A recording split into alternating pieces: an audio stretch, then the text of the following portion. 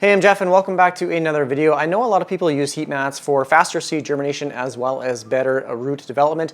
I often wondered if this would have the same effect if it was used on water propagated cuttings, so I took a number of single leaf cuttings from a Marble Queen pothos. I stuck them in containers of filtered water. I placed one on a heat mat, one beside it, and I actually had a few leftover cuttings which I potted up in some soil. So I'm going to show you some pretty surprising results over the last month or so. So let's go have a look. Okay, these cuttings have been rooting in water now for only 5 days. I did check them out this morning, so there is some developments that I want to show you guys. Currently, I'm just using the Mother Plant Spectrum grow light as well as my Soltech Aspa grow lights from the top there, so they're getting equal amount of light. I do have both containers labeled so that I don't get them mixed up. So this one has heat mat and the date, and this one says no heat. So I'm going to start off with the heat mat propagations. There's actually some pretty decent root growth on these ones so far. So I got a nice water root starting to poke through there. And this one doesn't look like any new roots, so I'm going to set them aside. This one's got a small little root developing. You can see it's just slightly white. And same with this one. This one's getting a nice thick water root coming out there. So that's 3 cuttings, 3 out of the 5. This one has just a tiny little white portion kind of popping through already. So 4 out of the 5 cuttings have started to develop roots in only 5 days for the heat mat cuttings. So I'm just going to put those back in there so I don't get them mixed up. And let's check out the no heat. Not seeing any white water roots poking through on that one. Nothing on that one. The aerial roots themselves are fairly nice. They're fairly large, but no new white portions on the water roots, which is actually quite surprising. I was expecting these to kind of be equal in the, oh, this one has just a small little white portion of the root popping through. So 1 out of the 5 cuttings for the no heat mat and 4 out of the 5 for the heat mats. Okay, so today is December 22nd. It's been 20 days since the last update. I'm gonna start with the heat mat cuttings here first. And yeah, there is some substantial root growth as well as new growth points. So I'm going to start off with these cuttings. You can see they got some nice looking roots as well as some secondary roots starting there as well. They're all looking really good. So a couple inches in length, and this one has a new growth point. That's a nice root, and again it has some secondary roots there as well. Looks like another growth point. So these ones are all doing fantastic. Look at this big thick root. This one has 4 nice looking roots. And then here's the last one. It's got 1 root, but it's got a little bit of a curl. It's got a little tail there, but a nice growth point there, and it looks like it's getting another root. So these ones are doing fantastic. Let's check out the just straight water, no heat. Looks like there is roots on all of them, but definitely there is less root growth on these cuttings for sure. So way smaller roots, and it looks like there is no growth points or no new growth points on these cuttings, which is actually pretty surprising. There's just a small little growth point coming through on that one. I'll do a side-by-side here in a second, but these roots are definitely smaller and there is no new growth points. So let's put them side by side just so you can see.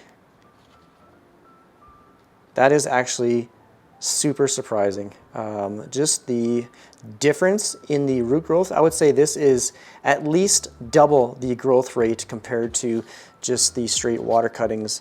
Yeah, this is crazy. I didn't think it would be this dramatic.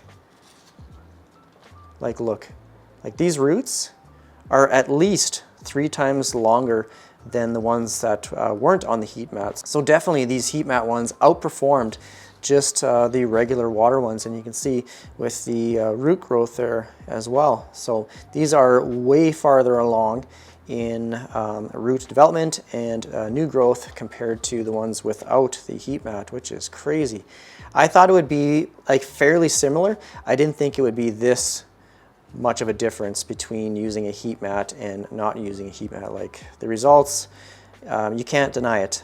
So using a heat mat is 100% better than using one without heat on a heat mat.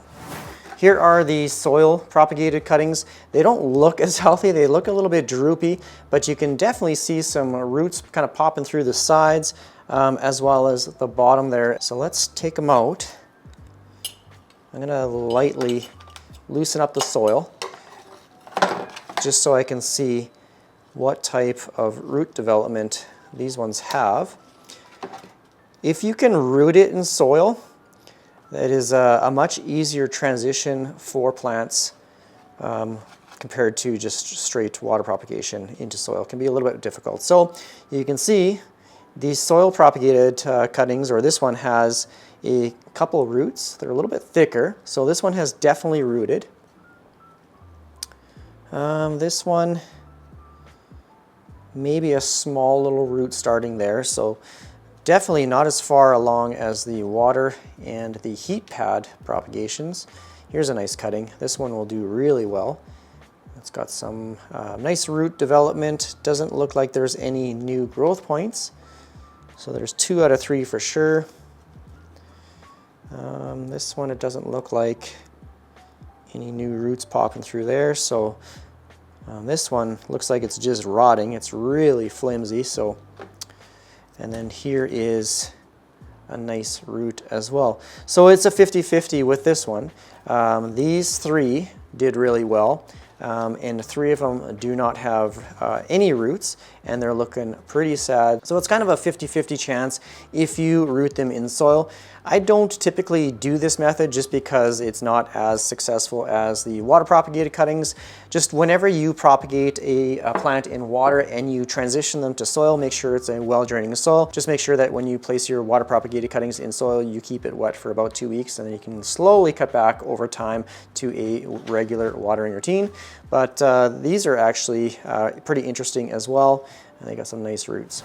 This is why I love doing experiments with plants. It's really neat to see how you can alter their growth simply by changing one thing, like using a heat mat. I also like using pothos plants because they are really fast growing types of plants, so you can generally see results much quicker. So I think that's going to be pretty much it for this video. Leave a comment down in the comment section if you use a heat mat, or if you have a method that produces roots faster for your houseplants, or different propagation methods. If you want to watch another houseplant video, click this one right here. Otherwise, thanks again for watching. Take care. Bye.